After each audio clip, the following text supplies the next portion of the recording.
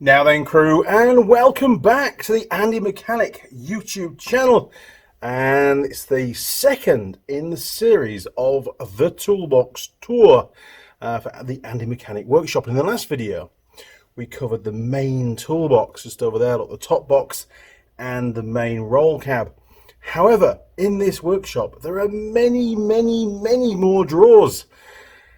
And if I don't go through every single one of them, you're going to be upset. Viewers will ask, "Hey Andy, you've shortchanged us, you've not given us what we asked for."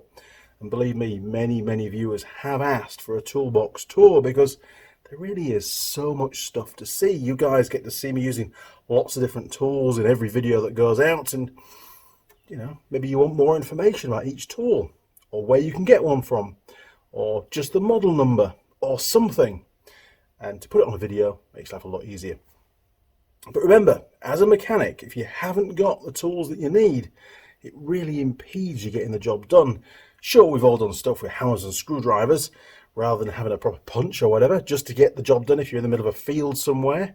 And it's that kind of thinking outside the box that can often separate, you know, a junior mechanic to a more senior guy with a bit more knowledge to know what to do when you haven't quite got the right tool, and just make sure nobody else is looking while you do it, basically. Okay, so we've got lots more boxes to get through. Let's try and do it a little bit quicker, because otherwise this is going to be like a 10-episode series, and that's just not fun. Not for me, not for you. So we'll head over that side of the workshop, and we'll go and find some more tools. Here we go.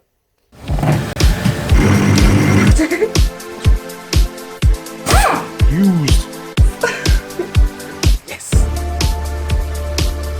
Touch the pad and it should be everybody in the world.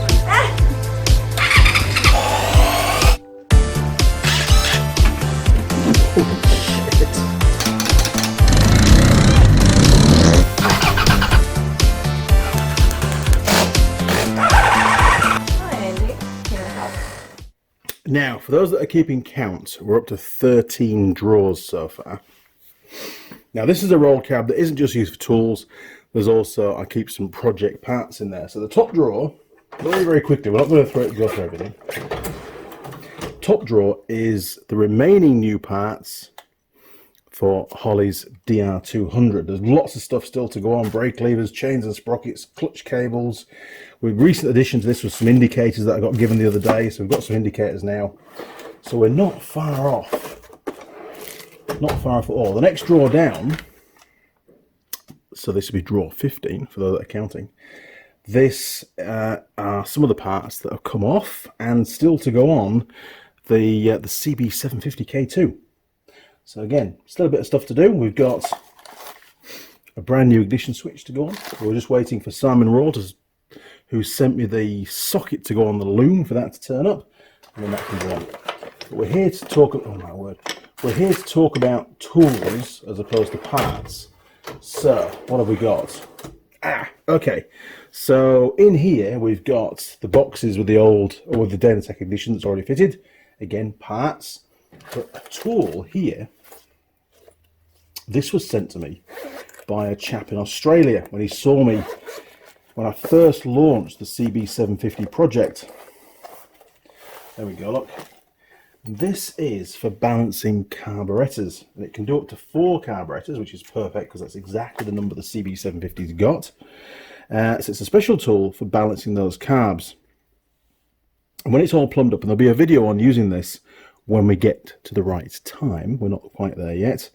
And basically it gives you the vacuum on each of the intake manifolds, and you can basically damp down the reading, so it doesn't, because it tends to flick around a lot, so you can slow the whole thing down and get a more accurate, more meaningful, it's probably the word, reading for when you're trying to get them all to be the same. That's the ultimate aim. So very useful. Very pleased he sent me this. Raytech over in Australia. So if you need one of these, go and check those out. Just Google it, you'll find them. Okay, that's never going to go back in there, so we'll put it on the bench for now.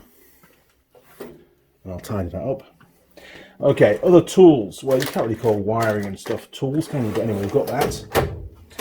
In here, yes, we have some tools. A mixture of tools. Things are not always in order, unfortunately. So here we have a kit that I got from the UK. And this kit, if I drop it on the floor, you can laugh, can't you? This kit is for making up HT leads. And it comes with a very special pair of crimping pliers as well. And if you want to watch the video on how I use these, it's on the channel. It's one of the CB750 videos. And we've got basically all the bits and pieces we need to make up HT leads. And even in there is the last bit of HT lead that I've got left. Unfortunately, the box did get a bit damaged in freight, but it's usable, which is the important thing. But very, very useful when you need to make up HT leads, because we've got the kit now, and it wasn't that expensive. Now, other tools in here, which are going to go somewhere else eventually, measurement tools. So we've got a tool here, which, if I turn it on, I bought this and used it extensively when I was doing the steel work for the workshop. If you turn it on, I'm saying that the battery's probably flat now. Turn it on. Yes, the battery is flat, but basically it measures angles.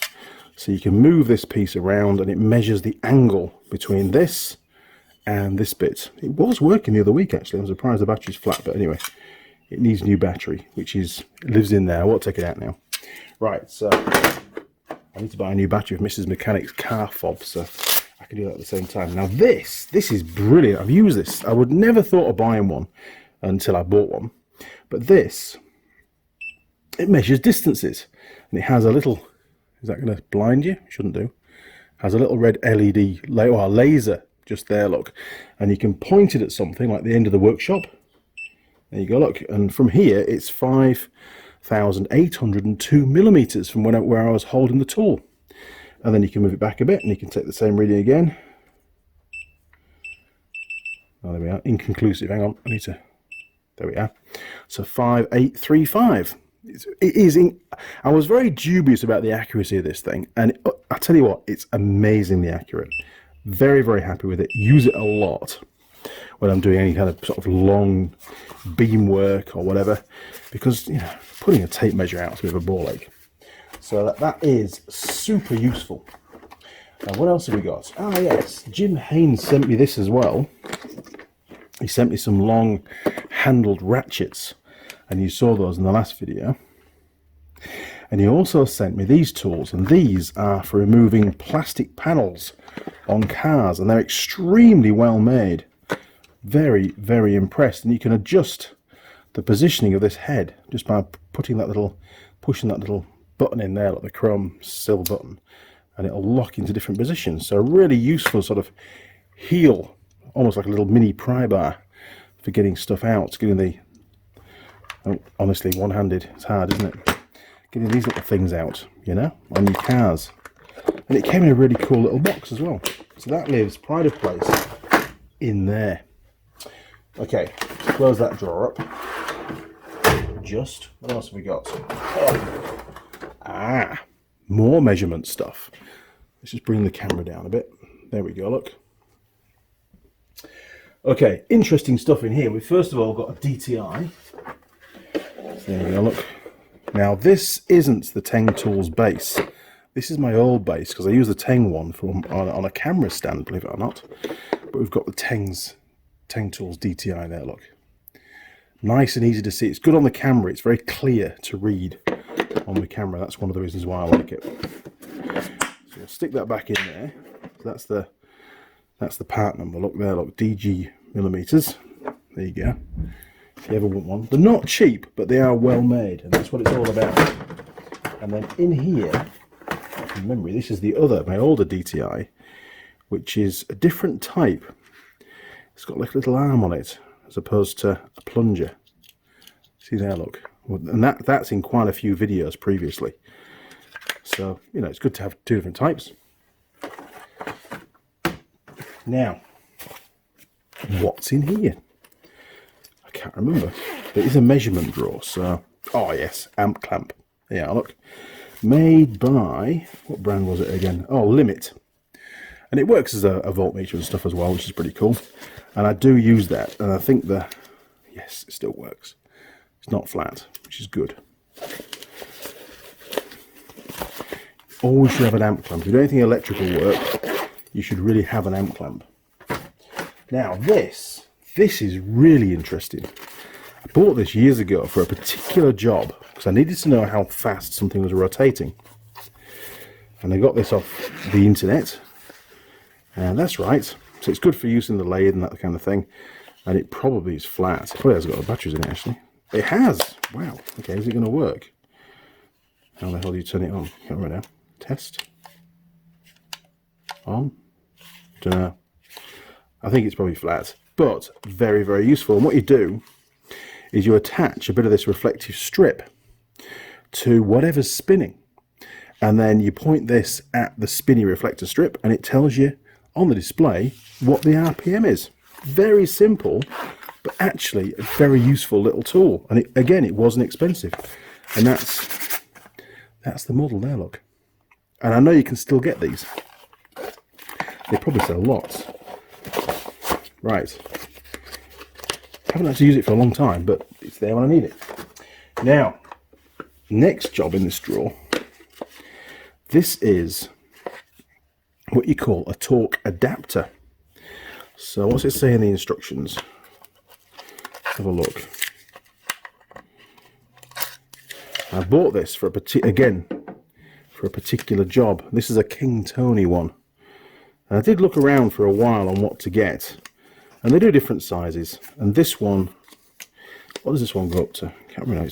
It's pretty beefy, to be honest. Probably still works. Oh, there you go, look. Newton meters, and basically it measures the torque. I don't know if I can get any on there or not. Probably not. But it measures the torque between, obviously, the bolt at one end and the power bar at the other. Super useful. I do like it, and it was bought for an experiment. And it'll come in handy for other stuff as well, I'm sure. But yeah, this one, I think was it 500 Newton meters? Is it on the box? It's not even on the box. Let's have a look. 3 AAAs. Oh, I might have to take the batteries out at some point then. But yeah, it's a while ago since I bought it. I can't remember what size, what the scale was on it. You know, how far it went. Maybe this will tell us. This is a calibration certificate like you get with a torque wrench.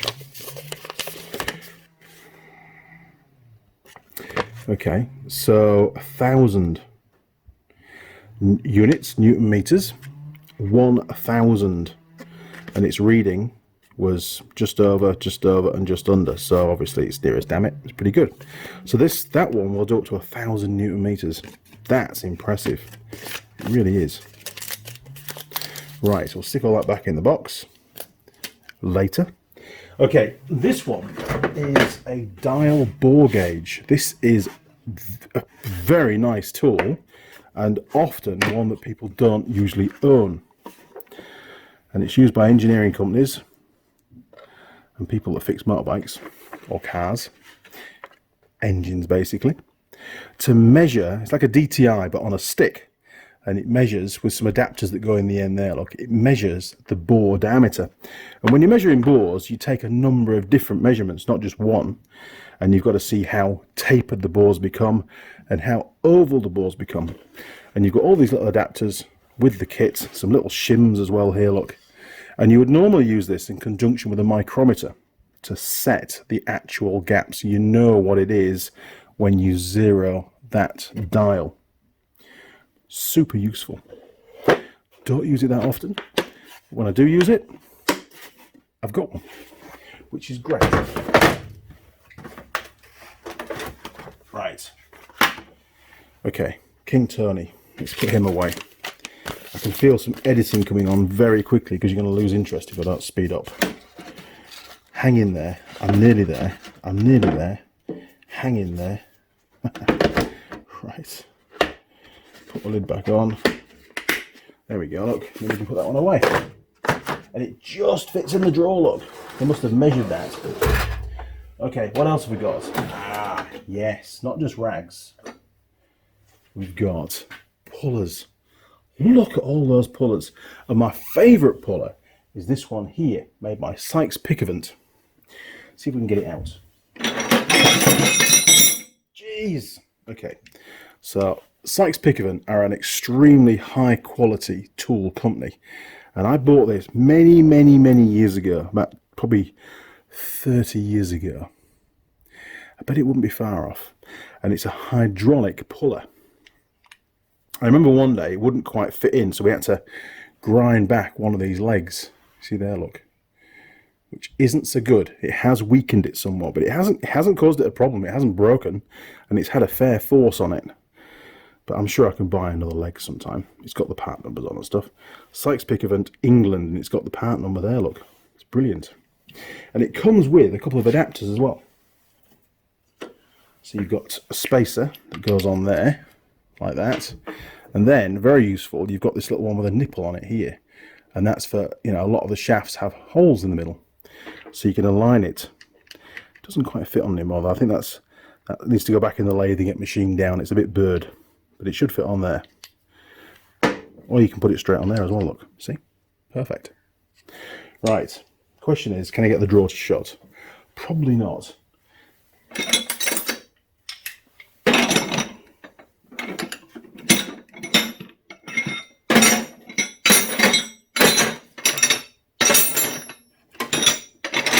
Do a toolbox tour, they said.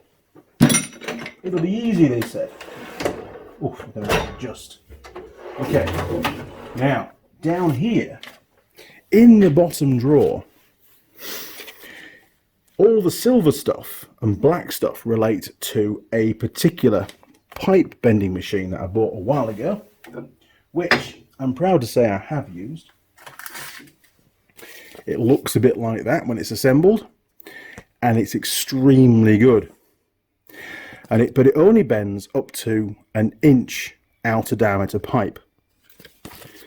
Here, look, you see that's part numbers. So here we are, look, right.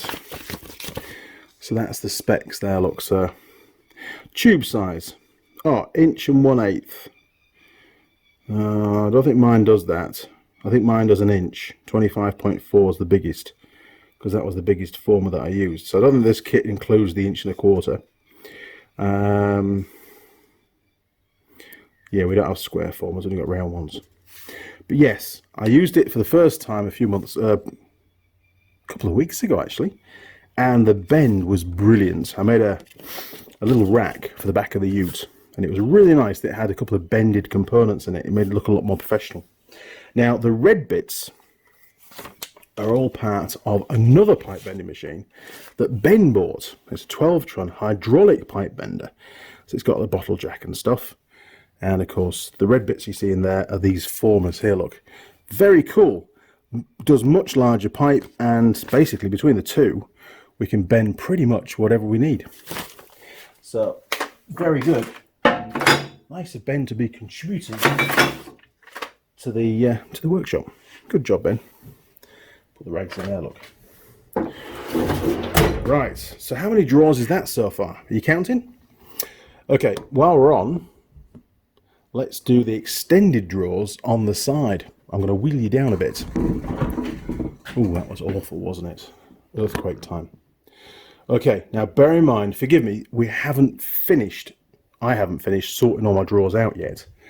So there could be anything in these. Dust and a time cert kit. Now time certs are a little bit like helicoils, but a million times better. So this is a time cert, a helicoil. A helicoil is just a bit of wire wrapped around, and you can pull them apart. A time cert actually has, it's one piece, and it's like a tube that has threads on the outside and then threads on the inside. And the time certs are far more durable. These are a lot better to use when you're taking the bolts in and out on a regular basis, like a spark plug, for example. To use a helicoil, often the helicoils can pull out with the spark plug and cause lots and lots of problems. So there's different lengths, there's short ones, there's long ones, and you get this is from Worth, you get everything you need to install it. Now this one is an M12, it's quite large, M12 by 1.25 pitch. And you get, as you can see there, look, you get like a dual step tap. You get What was that? This is a really weird bit. It's actually overlaid. It's almost like square. Oh, sorry about that. The focus was crap. It's almost like square. Again, I haven't used this for a while. About 10 years, in fact. But it's bloody good. I remember rightly, that was the cutter that you use so that you've got the little indent for these so it sits flush with the metalwork. Yeah, a lot of work gone into making these and designing them, and they are very, very good. Very impressed, to be honest. And it did a wonderful job. And there's a few more in here, look. These are some that I bought for a kit that we had at work because I was doing a job. And I paid for these. What are these? M8 by 1.25, look, you see. So I've got those. So really I need to get one of these kits for the M8s, and then I can use those as well. Because you can't use that kit with anything other than the size that you've chosen, the thread size. Otherwise it doesn't work. Right, yes, cardboard stuff. Okay, not a lot of use. That's all to do with the CB750. You've seen those on various videos. A hink of dust. Ben's been in the workshop, look. Horrendous, isn't it? A dwell meter. Now this is on loan. I will be doing a video on this at some point when I get my resources set up. But this is a Dixco 1404 tune-up manual, and that's the actual dwell meter. Look, you don't see those very often these days, do you? What else have we got? We've got a spark tester in there, made by Stevens. Again, it's for a 4-cylinder. More of a marine type one than a motorcycle one, really. I'm not really a fan of this one, but it's good. And of course, we've got a strobe light as well for setting ignition timing. So sort of ignition-y stuff in there. There we go. What's next? Oh yes, right. So in here, what's in here? Let's have a look. More zippiness. There we are. Right. Yes. A digital battery tester. Very, very useful. Again, there is a video on that from years ago on using it, but I need to do another video. I need to refresh myself because I don't really use that. I use the big load tester, the snap-on one. I don't do digital because they often fail batteries and they're not really faulty. But it's there, and I will do another video on that. We've got a DID chain tool. Very useful. Used this a lot over the years for fitting new chains on motorcycles, and it's used to rivet over the rivet links when you rejoin the chain, you know. Yeah, pretty cool. I never throw anything away, look. Even the little O-rings, they're all in there. This is a bit odd. It shouldn't really be in this drawer, but it hasn't found a home yet. This is just a letter punch set. See there, look. And I use that a lot when I'm fabricating stuff now. If there's a lot of similar parts, I'll label them all up with numbers, and I can't mix them up. Pretty cool. And of course, a TK tester to check for combustion gases in the coolant. If your head gasket's gone, you got a cracked head or something, this will find the problem. And it changes colour of the fluid to indicate that those gases are present.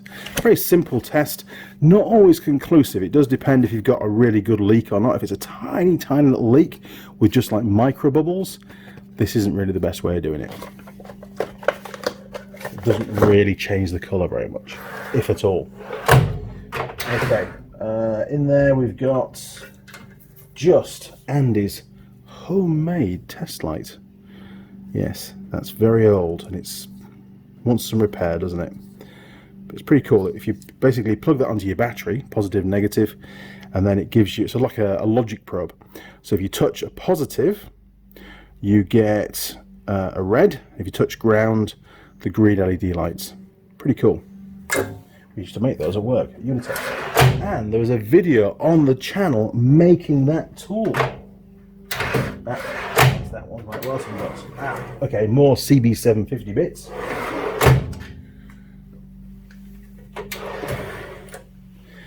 And yes, there we are, look. That is my other Metaboo grinder that needs the repairs doing on the bevel drive. So, where's the bevel drive? Is it on there? No, there he is. just out of interest, if you haven't seen the video, this grinder is 20 years old, at least 20 years old. And you can see that the teeth have completely worn away from that pinion bearing there, look. So pinion gear. And the crown wheel here, again, if I try and get you a bit of a profile on it, you can see that they're all chipped away. And you know, these ones here down this side are really badly worn to the point now where obviously it started to slip and there was no drive. But it got very, very noisy very, very quickly. So I just need to buy those 2 new parts. Not the whole thing, just the gear. I can install the gear. It might come as a complete unit, I don't know. But I need to order those, then I can fix that grinder. It's a bloody good grinder. And then that drawer will be free for something else. So how's the Toolbox tour going? Episode 2. Are you still here? Are you finding it interesting? I hope so. It's amazing the stuff that you collect over the years and how useful that stuff is on a sporadic kind of basis. You know, you come to a particular job and you go, I wonder if that tool will do that. It may not be its intended design, you know. Maybe it'll work, and you try it, and sometimes it does, and it's just like, wow, that's cool. Got me out of the shit. So we'll head over and we'll do a few more drawers, and then we'll call this one done, about half an hour in. I've no idea, I have to look at the footage to see how long it is. And then we'll do probably an episode 3 to finish off. Because there's a lot of drawers. And so far, 13, 14, 15, 16, 17, 18, 19, 20, 21, 22, 23, 24, 25. We're 27 drawers in. We're not even a quarter of the way through. There's a lot of drawers in this workshop. Right, let's go and find another roll cab. Mrs. Mechanic has been going around the workshop recently, labelling up some of the drawers, and eventually they'll all be labelled and they'll all be tidied up inside. However, one of the reasons for labelling them up is to make sure that I don't open a drawer that has any Yamaha products in it, because I work for Yamaha, I can't show any Yamaha products in any of my videos. That's an agreement that we made when I first started employment, and I do intend to abide by that. I don't want to rock the boat. So this drawer is full of Yamaha special tools. We're not allowed to go in there. Sorry, it's a super secret special place. This one, however, are other special tools. So let's take a look. Oh, nearly wrong drawer. Okay, so what have we got in here? Well, not a lot, but we've got some special tools. Now, special tools are what manufacturers produce normally to do specific jobs on, you know, their particular vehicles that they make. This one here is no exception. This is a genuine Suzuki flywheel puller. See, I've labelled it up just to make it easy, and it basically screws onto the flywheel, pushes against the crankshaft, and off it comes. Very useful tool. You do need one. Without it, you can't get the flywheel off. So yes, very happy I've got that. Now, this, however, is a special tool that I made. I had it laser cut, I designed it, measured it all up, got it cut out, and this is used to hold the primary sheave on an ROV that I regularly work on. Those of you that watch the channel on a regular basis, you'll know which ROV that is. And it keys into little lugs on the outside of the primary sheave, holds it in position whilst you torque up the nut in the middle. It stops the shaft from turning, so you can get a nice accurate torque setting on the nut. Very, very useful. And before I designed this, the original manufacturer's special tool was like a band clamp, and it just kept slipping. It just would not hold that sheave, you know, in a satisfactorily, to be honest. This is brilliant. I really need to sell those because I would sell lots of them. This is also, I believe, from memory, a Suzuki special tool. It's been modified a little bit over the years, but it's for holding the camshaft pulleys stationary whilst you undo the nuts. Now, we have machined it down a bit. Actually, I think I used the grinder, to be honest. Just ground it down a little bit so it could be used on other things. And you can use this little knurl bit here to clamp it into position, and it sort of pinches the holes that it's in to hold it. and then you've got a nice purchase on holding that cam gear pulley. Still very useful. What else is in here? Well, this is another special tool that I made, just a bit of pipe, and it's a special tool, and I've called it a 36B for, again, the DR200s for the steering head bearings, and we've used this in videos. In fact, I think Toolgirl Holly used this last time around to install a new bearing on her bike that we're doing up. So yeah, always keep that kind of stuff because it's very useful. And lastly, these are some twist grip pliers.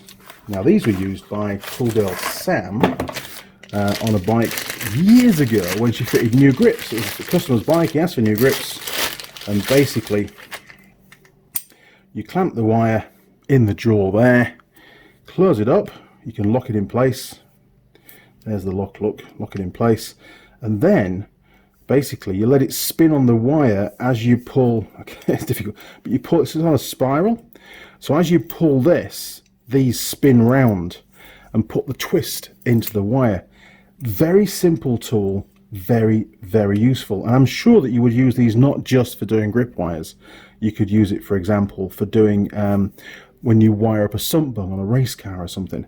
You know, simple but very, very effective, and not over expensive. And who makes these? Let's have a look. These are made by Emgo, and they cost, the retail price at the time was 60 New Zealand dollars, and you know, they'll last a lifetime if you look after them. I do have another pair somewhere that I bought in England, which are probably a bit more rusty now, but they're in a shed, buried under tons and tons of stuff. So one day I'll come across those when I have a tidy up. Oh, and that's the wire there, look. That's what the wire looks like. I think it is stainless steel, look. And you can buy it on rolls, you don't have to buy a little bit. I just bought a bit for the video. There we go. Right, what's next? An unlabeled drawer. So in this drawer are all my tools, different types, for removing oil filters. Chain, band. Now these were sent to me by Simon Raw over in the UK. I think there are Blue Point. I thought they were Snap-on. Blue Point. And you basically just like big pliers, you can adjust the size of it, grip into the actual oil filter and give it a yuck, and out she comes.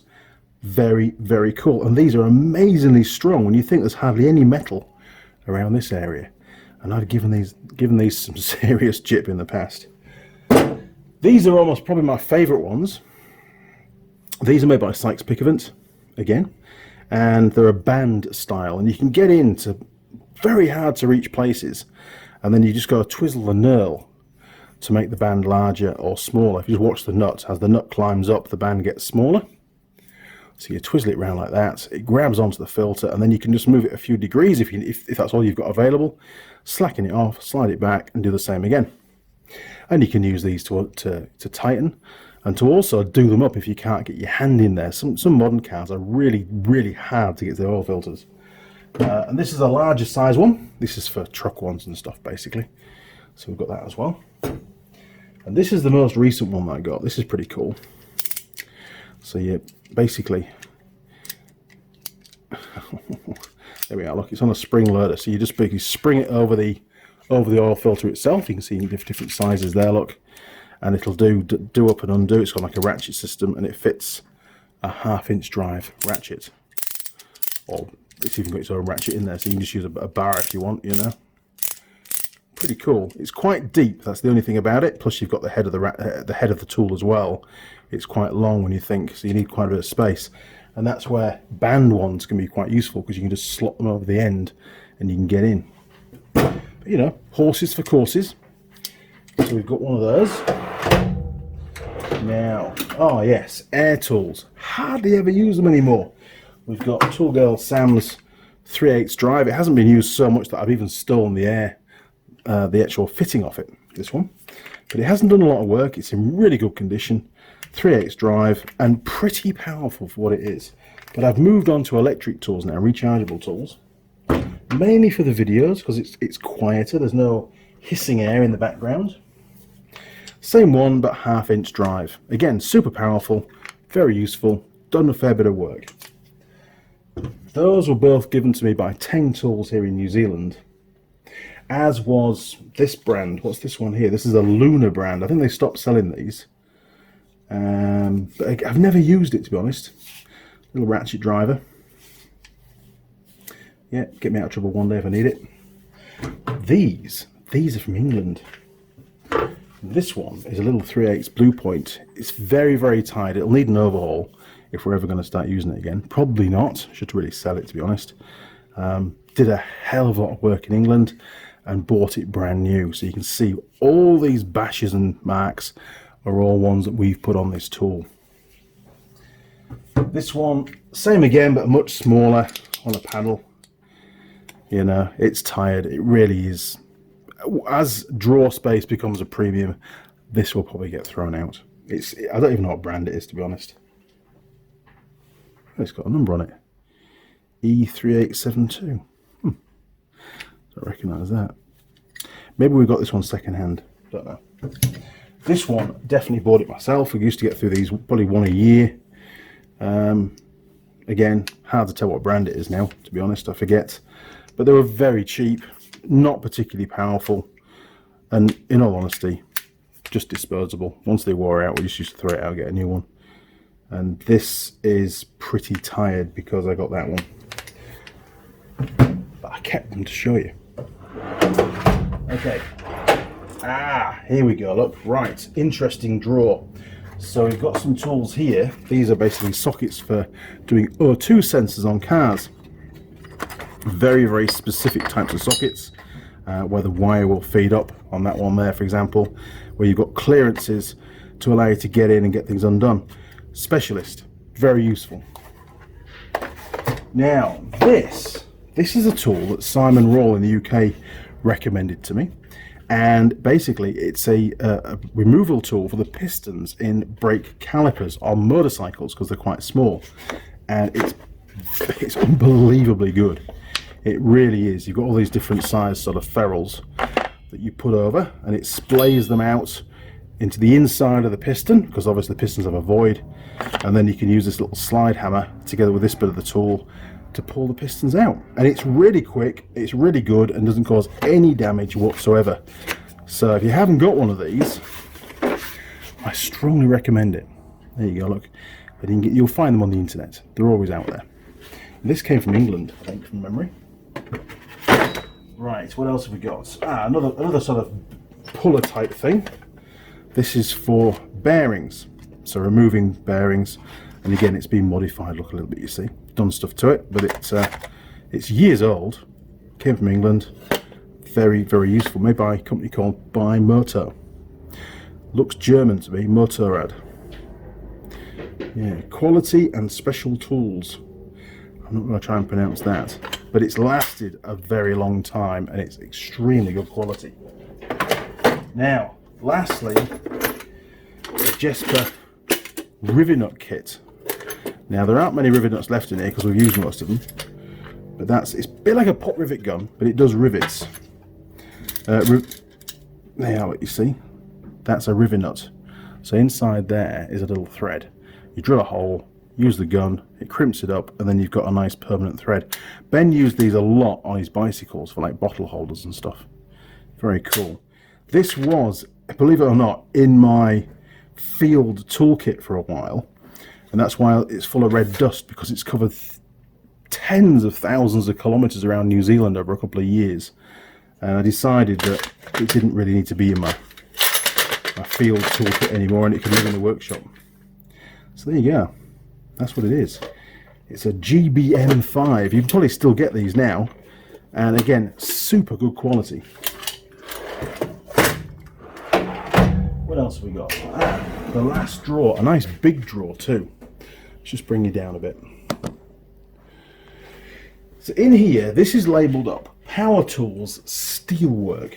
So what have we got? Well, we've got the infamous Drill Doctor, which is going a bit mouldy by the looks of it. It is, isn't it? That's mould on there. Jeez. So, just opening up the box, or the bag in this case, there is a video actually using this tool. That's the Drill Doctor there, look, and it's for sharpening drill bits. But in all honesty, and I like to give genuine feedback, I can sharpen drill bits faster, and I think with a better finish, because the little grinding wheel that's down there, that shiny thing down there, it's quite aggressive on the drill bits themselves, and it leaves quite a few score marks on the cutting face.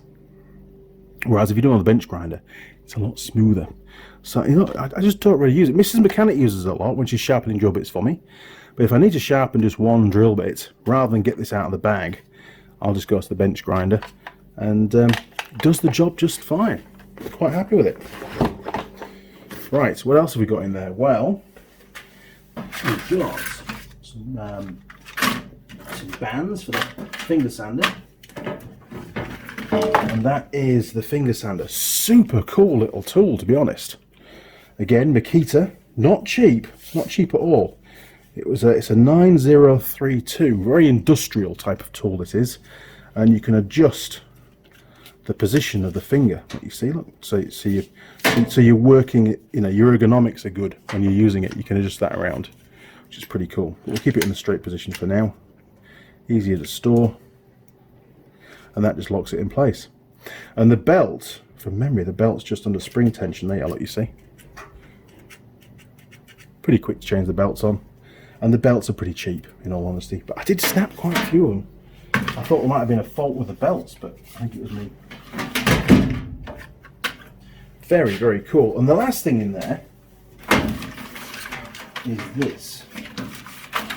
This is a very powerful drill. Ben often used to start his lawnmower with this because the starter motor broke. Hence why it's got a socket bit stuck in the end there, look. Classic stuff. But it's a Metaboo again. And it's a, God, what is it? BDE 1100 as the model. It's pretty old. Had it a long time. It's quite slow RPM. It's got 2 speeds. What are the speeds? Does it tell me? It doesn't tell me on there. No. It doesn't tell me the speeds. Ah, hang on, honey. I'm filming. Yeah, so, but very, very cool. Super reliable.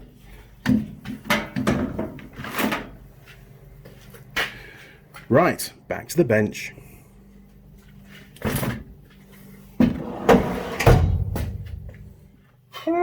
So, there you go. I think we've got to sort of another 30-minute video here. Episode 2 of the Toolbox tour. Drawer tour of the Andy Mechanic Workshop. I'm going to cover all the drawers, and from memory there's about 130 of them. Yes, I have to remember where all this stuff is. The next video is going to cover the old snap-on toolbox that I brought from the UK. I warn you now, it's a bit of a mess, but you'll have to wait for the next episode to see that. Okay, crew, if you enjoyed the video, why not subscribe to the channel? Also ring the bell, and that way you'll get notifications as and when I upload any new videos. You'll also find me on Facebook, Instagram, and Twitter. Although, to be fair, I hardly ever go on Twitter anymore. Communicate through any of those portals or through my email address that's in the description. And if you want to support the channel, you can do that through Patreon, or you can just do a donation through PayPal as well. Okay, crew, well, until next time, see you around. Thanks for watching. Over and out.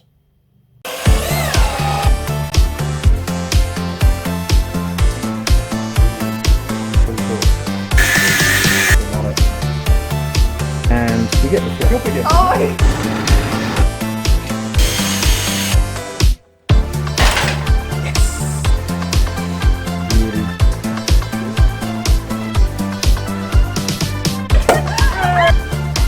Yes!